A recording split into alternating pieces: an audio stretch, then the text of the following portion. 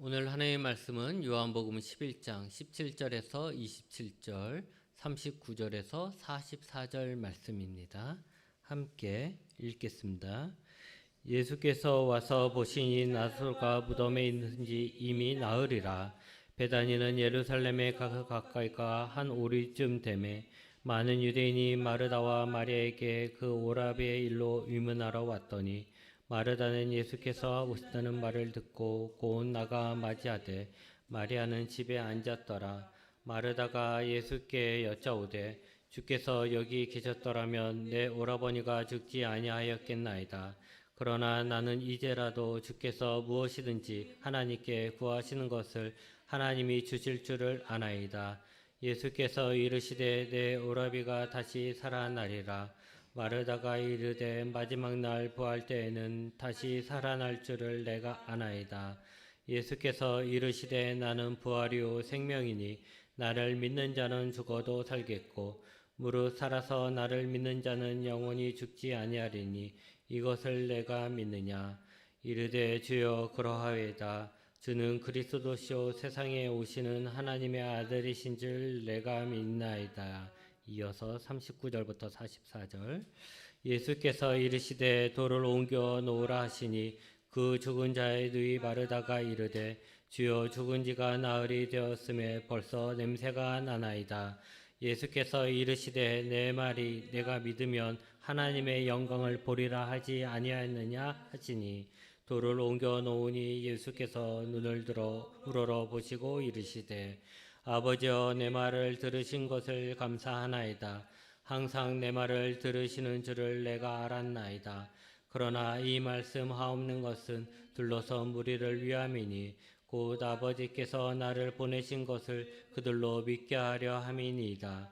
이 말씀을 하시고 큰 소리로 나사로야 나오라 부르시니 죽은 자가 수족을 배로 동인채로 나오는데 그 얼굴은 수건에 쌓였더라. 예수께서 이르시되 풀어 놓아 다니게 하라 하시니라. 아멘. 오늘은 부활절입니다. 부활절은 예수님이 다시 살아나신 날입니다. 예수님이 다시 살아나셨습니다. 우리 옆 사람들에게 예수님이 다시 살아나셨습니다라고 한번 인사해 보겠습니다. 예수님이 다시 사셨습니다. 네. 좀 쑥스럽죠. 그런데 예수님이 다시 살아나셨다. 이 짧은 문장이 세상을 바꿔놨습니다. 예수님이 이 땅에 오셔서 많은 기적들을 행하셨습니다. 예수님이 태어나실 때는요, 큰 별이 동방 박사들을 안내했습니다. 예수님이 세례를 받으실 때는 하늘에서 음성이 들렸습니다. 많은 귀신들을 내쫓았고 각종 병든 사람들을 고쳐주셨습니다. 오병이어, 칠병이의 기적도 있고 물을 포도주로 만드는 기적도 있었습니다. 물 위를 걸어오시기도 하셨고 풍랑을 꾸짖어서 풍랑을 잠잠하게 하시기도 하셨습니다. 변화산에서는 그 모습이 빛나는 모습으로 변화되기도 하셨습니다. 많은 사람들이 이런 예수님의 능력을 보고서 예수님을 메시아로서 믿고 따랐습니다. 만약 우리도 이런 기적을 직접 눈으로 보았다면 어쩌면 예수님을 지금보다 더 잘 믿지 않을까 하는 생각도 듭니다. 그만큼 예수님이 살아서 이 땅에서 행하신 놀라운 일들은 그가 메시아라는 것을 충분히 보여주고도 남았죠. 그런데 예수님이 십자가에서 고난당하실 때 그 모든 사람들은 절망하고 떠나버렸습니다. 그랬던 그들이 다시 모이기 시작했고 무서워서 숨어 있어야 할 사람들이 거리로 나와서 예수님에 대해서 이야기하기 시작했습니다. 자신들이 메시아라고 믿고 의지했던 그 예수님이 매를 맞고 십자가에 달려서 죽을 때는 자신들도 그렇게 당할까봐, 자신들도 그렇게 죽을까봐 숨어있던 자들이 이제는 매를 맞아도 죽인다고 해도 숨지 않고 당당하게 거리로 나와서 예수님에 대해서 전했습니다. 그들이 용감하게 목숨을 걸고 전했던 그 내용이 뭐냐? 바로 예수님이 다시 살아나셨다라는 것입니다. 우리는 일반적으로 제자들의 이런 갑작스러운 변화에 대해서 성령님이 그들에게 임하셨기 때문이라고 말합니다. 물론 그것도 맞죠. 그러나 그 전에 먼저 아주 중요한 사건이 하나 있었습니다. 바로 제자들이 부활하신 예수님을 만난 것입니다. 예수님이 앞서 행하신 그 어떤 기적도 이들을 죽음 앞에서 죽음의 두려움을 이길 수 있게 만들어주지 못했는데 예수님의 부활을 경험하고 나니까 다시 살아나신 예수님을 만나고 나니까 그들에게는 죽음도 이길 수 있는 그런 믿음과 담대함이 생기게 된 것이라는 것입니다. 만약 예수님의 부활이 없었다면 예수님의 제자들은 조용히 고향으로 돌아가서 살았을 것이고 교회도 생기지 않았을 것입니다. 예수님이 부활하셨기 때문에 고향으로 돌아갔던 제자들이 다시 예루살렘으로 올라왔고 부활하신 예수님을 전했고 그래서 교회가 생겨났습니다. 그러기에 예수님의 부활을 부정한다라는 것은 결국 이 교회를 부정하는 것과 같은 것입니다. 세상은 예수님의 부활에 대해서 부정합니다. 거짓말이라고 합니다. 있을 수 없는 일이라고 합니다. 그러기에 우리는 더욱 자신 있게 당당하게 말할 수 있어야 합니다. 예수님이 다시 살아나셨다. 예수님이 부활하셨다라고 말할 수 있어야 합니다. 오늘 말씀으로 돌아가면 베다니에 사는 나사로가 병이 들었습니다. 나사로의 여동생들은 예수님께 사람을 보내서 자신의 오빠가 지금 병들어서 죽게 되었으니 빨리 오라고 사람을 보냈습니다. 예수님과 나사로는 매우 가까운 사이였습니다. 예수님이 나사로의 집에 주무시기도 하시고 식사도 하기도 했습니다. 예수님이 그 집에서 주무시고 식사할 때 단지 먹고 자기만 했겠습니까? 그곳에서 하나님의 말씀을 계속 전했던 것이죠. 그러니까 이 나사로의 집은 곧 예수님이 하나님의 말씀을 전하는 장소이기도 했던 것입니다. 그렇게 친했기 때문에 예수님은 나사로와 그 여동생인 마르다와 마리아도 잘 알고 그랬던 사이였던 것이죠. 아마도 나사로의 동생들은 생각했을 겁니다. 나사로가 병들었다는 소식을 들면 예수님이 빨리 달려와 갖고 우리 오빠를 고쳐줄 것이다 라고 생각을 했던 것이죠. 그런데요, 예수님은 움직이지 않으셨습니다. 나사로의 심각함을 알면서도 계시던 곳에 이틀이나 더 머물러 계셨습니다. 이틀이 지난 후 예수님은 나사로 집으로 가셨습니다. 예수님이 나사로의 집에 가셨을 때는 이미 나사로가 죽은 지 4일이나 지났습니다. 예수님이 집으로 오신다는 소식을 듣고 제일 먼저 마르다가 뛰어나갑니다. 마르다는 언제나 예수님을 맞이하는데 1등입니다. 예수님을 보자마자 마르다는 말합니다. 예수님이 여기 계셨더라면, 예수님이 여기에 계셨더라면 내 오라버니가 죽지 않았을 것입니다. 그리고는 이제라도 주께서 무엇이든지 하나님께 구하시는 것을 하나님이 주실 줄 아나이다 라고 했습니다. 그랬더니 예수님은 내 오빠가 다시 살아나리라고 하십니다. 오빠는 지금 죽었잖아요. 근데 예수님은 다시 살아난다라고 얘기했어요. 근데 마르다는 오빠가 다시 살아난다는 말에 뭐라고 대답하냐면, 그렇죠. 마지막 부활 때는 다시 살아날 줄 나도 압니다 라고 했습니다. 여러분 잘 생각하셔야 돼요. 마지막 부활의 때 죽은 오빠가 다시 살아나리라는 믿는 그 마르다의 믿음이 대단하다라고 생각하시죠. 여러분도 마지막 때에 예수님이 오시면 죽은 자가 다시 살아나는 것을 믿으십니까? 네, 믿어요. 네, 그래요. 그런데 마르다가 부활의 때 죽은 오빠가 다시 살아나리라고 생각하는 것과 우리가 생각하는 것은 좀 다릅니다. 우리는 예수님에 대한 믿음으로 그렇게 고백을 하죠. 하지만 마르다와 그 당시의 사람들은 그냥 그 부활에 관한 내세관을 가지고 있는 것 뿐입니다. 그러니까 옛날 우리식으로 얘기하면 옛날 어른들이 죽으면 어떻게 된다고 그래요? 저승사자가 와갖고 죽은 사람이 혼령을 데리고 뭐 염라대왕인가 뭐 어디 앞에 간다 뭐 이런 내세관을 다 갖고 있었잖아요. 그랬던 것처럼 지금 이 유대인들 특히 마르다는 마지막 때에 죽은 자가 부활한다는 것은 부활을 믿었던 사람들에게 일반적인 생각이었다라는 것이죠. 특별한 생각은 아니었어요. 예수님을 대적했던 바리새인들도 부활을 믿었었던 것이죠. 그렇게 일반적으로 그렇죠. 사람이 죽으면 언젠간 부활하겠죠. 이렇게 일반적으로 믿었던 마르다에게 예수님은 아주 중요한 말씀을 하십니다. 나는 부활이요 생명이니 나를 믿는 자는 죽어도 살겠고 무릇 살아서 나를 믿는 자는 영원히 죽지 아니하리라고 하셨습니다.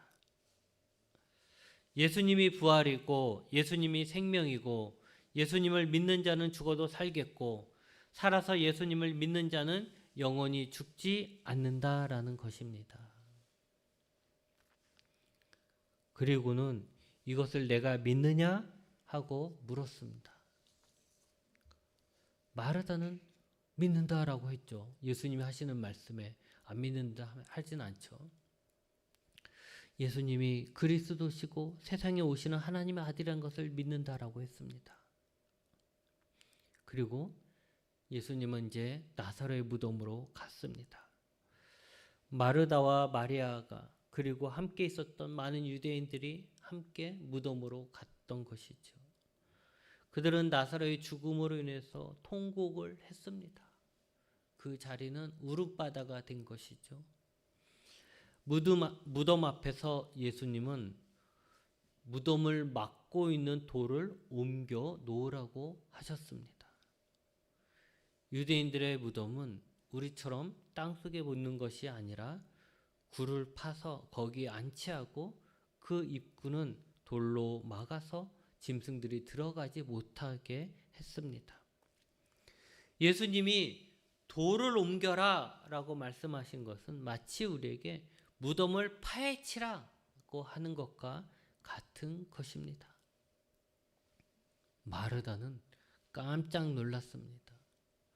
그래서 하는 말이 주여 죽은 지가 나흘이나 되어서 벌써 썩는 냄새가 납니다 라고 합니다. 죽은 지가 벌써 4일이 지났다는 거죠. 그러니 이제 시체가 썩는 냄새 나지 않겠습니까? 이렇게 얘기를 하는 거예요. 근데 예수님은 네가 믿으면 하나님의 영광을 보리라 하지 아니하였느냐라고 하면서 예수님을 믿을 것을 요구하십니다. 예수님이 그래도 참 사람들이 대단한 게 그렇게 4일이나 지나서 썩은 냄새가 날 게 분명한데도 예수님이 옮겨라 이러니까 돌을 옮겨놨어요. 무덤을 연 거죠. 그리고 예수님은 하나님께 기도를 합니다. 기도 후에 예수님은 큰 소리로 나사로야 나오라고 부르셨습니다. 그랬더니 죽었던 나사로가 무덤 밖으로 나왔습니다. 여러분, 마르다와 마리아는 예수님을 누구보다도 사랑했고 잘 믿었던 사람들입니다. 그랬던 그들이지만 죽음 그리고 그 죽음이 가지고 온 절망을 이기기엔 그들의 믿음은 부족했습니다. 예수님이 부활이고 생명이라는 것에 대한 이해와 믿음이 부족했습니다. 나사로가 병이 들었을 때 왜 예수님을 찾았을까요? 그것은 예수님이 오시면 병든 나사로를 고쳐주셔서 그가 살 수 있을 것이라고 믿었기 때문입니다. 그런데 왜 예수님이 오셨을 때는 나사로를 살려달라고 하지 않았을까요? 이미 나사로가 죽었기 때문입니다. 여러분, 죽음이라는 것을 어떻게 생각하십니까? 우리는 죽음은 모든 것의 끝이라고 생각을 합니다. 그래서 죽으면 끝이야, 죽으면 끝이야 이런 말을 잘 쓰잖아요. 또 죽으면 아무 소용없어, 죽으면 아무 소용없어 이런 말 잘 하잖아요. 환자가 작게라도 숨을 쉬고 있으면 의사를 부릅니다. 빨리 오라고 막 합니다. 그러나 숨을 쉬지 않으면 의사를 부르지 않습니다. 왜 그렇습니까? 약하게라도 숨을 쉬고 있는 것은 살아있다는 것이고, 살아있다는 것은 아직 희망이 있다라는 것이에요. 그래서 최대한 살리려고 막 의사를 부르고 노력을 하는 것이죠. 그러나 죽었다라는 것은 뭡니까? 끝이라는 거예요. 끝이라는 것은 조금의 희망도 없다라는 것입니다. 죽음이란 우리에게 아무 희망도 없는 완벽한 절망입니다. 우리도 마르다도 예수님을 부활이라고 생명이라고 믿는다 하면서도 가능성이 1%라도 있을 때는 예수님에게 희망을 걸지만 가능성이 0%인 절망 앞에서는 예수님에 대한 희망을 잃어버립니다. 죽어서 다 끝났어. 이제 예수님이 오셔도 별 할 게 없어. 살아있다면 예수님이 어떻게 좀 해보겠지만 죽었는데 뭐 예수님이 오셔서 뭐 하겠어. 이런 생각을 한다라는 것이죠. 예수님은 마르다에게 나사로가, 지금 죽어있는 나사로가 다시 살 것이라고 말씀하셨지만 마르다는 그 말을 지금 살아난다라는 말로 듣지 못했습니다. 왜냐하면 나사로는 이미 죽었고 죽었다는 것은 이미 끝난 것이고 아무런 희망이 없는 절망의 상태였기 때문에 그런 거죠. 죽었는데 뭐 끝난 거 아니야? 이런 생각을 하고 있었기 때문이란 거죠. 그렇게 죽음 앞에 절망을 느끼고 있는 마르다에게 예수님은 내가 부활이요 생명이다. 나를 믿는 자는 죽어도 살겠고 무릇 살아서 나를 믿는 자는 영원히 죽지 아니하라고 하셨습니다. 이 말은 뭐예요?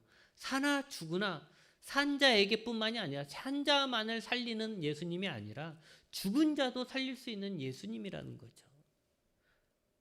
근데 마르다는 그 말을 믿는다고 했지만 예수님이 무덤에 돌을 옮기라고 했을 때 마르다는 벌써 죽은 지 나흘이나 되어서 이미 부패해서 냄새가 난다고 예수님을 말렸던 것입니다.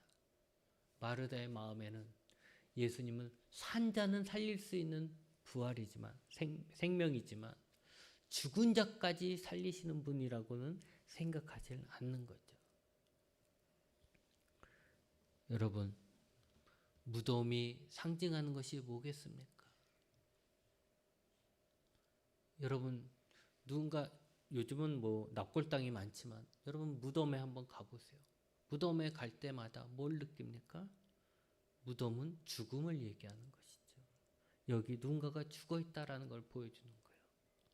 그리고 그 죽음은 이제 아무런 희망도 없다라는 것을 의미하는 거죠.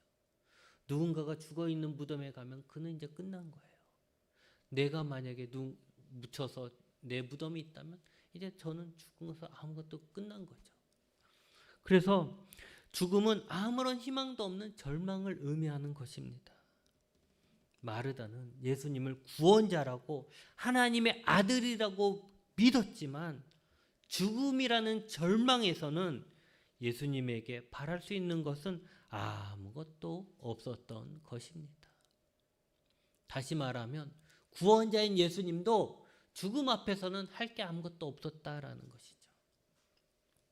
하지만 예수님은 죽음이라는 절망 속에 빠져 아무것도 보지 못하는 마르다에게 이렇게 말씀하십니다.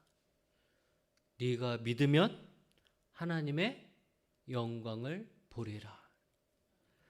무덤의 입구를 막고 있는 돌을 옮김으로써 죽음이라는 절망 속에 생명이라는 희망의 빛이 들어갑니다. 예수님의 말씀을 듣고 무덤을 막고 있는 돌을 옮긴 그 믿음으로 죽었던 나사로가 다시 살아났습니다. 절망 속에 빠져서 슬퍼했던 모든 사람들이 하나님의 놀라운 기적을 보게 되었고 그들의 슬픔은 기쁨과 놀라움으로 바뀐 것이죠. 무덤 앞에서 모든 사람들의 그 울음바다였는데 이제 그 무덤이 열림으로 나사로가 나옴으로 인해서 그 울음바다가 이제 기쁨의 함성으로 바뀌게 된 것입니다. 이 일을 행하신 분이 누굽니까? 예수님이란 거죠. 여러분, 예수님은 죽은 나사로를 살린 것만이 아니라 예수님 본인께서 죽으셨다가 다시 살아나셨습니다. 그래서 다시 한번 예수님이 부활이고 생명임을 증거하셨습니다. 여러분, 죽음보다 더 큰 절망은 없을 것입니다. 그렇다면 예수님의 부활이라는 것은 그 어떤 절망도 이길 수 있게 하시는 분이고 그 어떤 절망도 막을 수 없는 희망이 예수님이라는 것입니다. 다시 말하면 그 어떤 상황 속에서도 예수님을 부활이요 생명이라고 믿는다면 절망하지 않게 됩니다. 예수님이 죽었을 때 절망했던 제자들은 죽음을 이기고 다시 살아나신 예수님을 만남으로 그 절망을 이기게 되고 죽음조차 두려워하지 않는 자가 되었습니다. 여러분, 예수님은 죽은 나사로를 뭐라고 얘기했습니까? 잠들었다라고 말했습니다. 잠들었다는 것은 깨어난다라는 것을 의미하는 것이죠. 누구도 죽은 아들을 위해서 울지 잠든 아들을 위해 우는 사람은 없습니다. 부활의 주, 생명의 주가 되시는 예수님을 믿으면 죽음도 잠든 것이 됩니다. 부활의 주, 생명의 주 예수님을 믿으면 죽을 것 같은 절망도 결국은 해결할 수 있는 일이 되어버리는 것입니다. 예수님은 죽은 자에게도 생명을 주시며 절망도 희망으로 바꾸십니다. 여러분, 우리가 절망하고 있는 일이 있습니까? 이건 죽어도 안 돼 라고 생각하는 일이 있습니까? 이제 다 끝이야 라고 포기하고 있는 것이 있습니까? 우리가 살다 보면 이런 문제 꼭 있습니다. 우리가 해결하지 못하는 많은 문제들 속에서 우리가 허덕이고 짓눌릴 때가 많이 있고 희망도 잊어버리고 자포자기할 때 얼마나 많습니까? 지금도 어쩌면 우리가 서로 다른 절망이 우리를 감싸면서 나는 끝이야, 나는 끝이야. 이렇게 우리를 억압하는 일들이 참 많이 있을 겁니다. 그러나 우리가 절망하여 굳게 닫아둔 이 돌문을 부활이요 생명이신 예수 그리스도를 믿고 그분을 의지하여 옮겨 보십시오. 깊은 상처와 두려움 때문에 굳게 닫아버린 문을 그 모든 상처와 두려움과 절망보다 더 크신, 나를 둘러싼 모든 두려움과 상처와 절망보다 더 크신 예수님을 바라보고 그분을 의지하여 한번 옮겨 보십시오.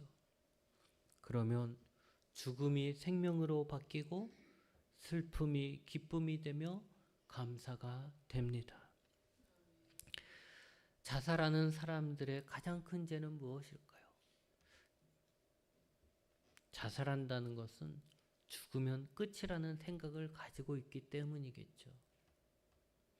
자신에게 닥친 절망, 이 절망에서 헤어나올 수 없으니까, 해결할 수 있는 능력이 없으니까 더 큰 절망인 죽음으로 자신의 절망을 덮어버리려고 하는 것이죠. 그렇기 때문에 자살하는 거 아닙니까? 그래서 자살하는 사람들의 가장 큰 죄는 무엇이냐면 절망 속에서, 자신이 처한 절망 속에서 자신을 구원해 줄 예수 그리스도를 믿지 않은 것입니다. 여러분, 믿는 사람들이, 물론 예수님을 모르는 사람들이야 그렇다 쳐도 예수님을 믿는 사람들 가운데서도 스스로 목숨을 끊는 사람이 있습니다. 물론 요즘은 의학적으로 우울증이 심해져서 그런다 뭐 한다 하지만 우리가 그런 거 말고도 믿는 사람이 스스로의 목숨을 끊는다라는 것은 결국 자기에게 닥친 절망을, 그 절망 속에서 나를 구원해 줄 예수님에 대한 믿음을 놓아버린 것이죠. 그래서 그게 죄가 됩니다. 여러분, 우리는 예수님을 맨날 구원자라고 이야기합니다. 예수님을 맨날 빛이라고 얘기합니다. 예수님을 맨날 우리 부활이고 생명이라고 얘기합니다. 그런데 그것이 절망 앞에만 가면 구원자 예수님도 사라지고 생명이 된 예수님도 사라지고 부활하신 예수님도 사라지고 그냥 절망에 갇혀서 아무것도 못 보고 예수님을 보지 못해서 스스로 더 깊은 절망에 빠지는 것을 봅니다. 여러분, 그것이 죄라는 것입니다. 그것이 우리가 행하고 있는 죄라는 것입니다. 먼 훗날에 있을 부활만이 아니라 마르다가 생각하고 있는 것처럼 다 나중에 죽으면 뭐 부활하겠죠. 나중에 죽으면 먼 훗날에 오겠죠. 장례식에 제가 목사님이 가서 전하는 부활의 그 얘기만 생각할 것이 아니라 지금 이 시간에도 부활이요 생명이신 예수님을 믿고 갇혀있는 절망의 문을 여십시오. 예수님이 부활이고 생명인 것이 이 예수님이 다시 재림하셨을 그 마지막 때에만 부활이고 생명으로서 역할하는 것이 아니고 지금 이 시간 여러분이 살아 숨쉬고 있는 이 공간에서도 예수님은 여전히 부활이고 생명이고 여러분이 고통당하여 슬퍼하고 절망하고 두려워하는 그 상황 속에서도 예수님은 여전히 부활이고 생명이라는 것입니다. 예수님을 믿으면 놀라운 하나님의 영광을 보게 된다라고 말씀하십니다. 나는 부활이요 생명이니 나를 믿는 자는 죽어도 살겠고 무릇 살아서 나를 믿는 자는 영원히 죽지 아니하리니 이것을 내가 믿느냐라고 예수님이 묻습니다. 여러분, 뭐라고 대답하시겠습니까? 아멘, 믿습니다. 이것이 우리의 대답이시기 바랍니다. 기도하시겠습니다.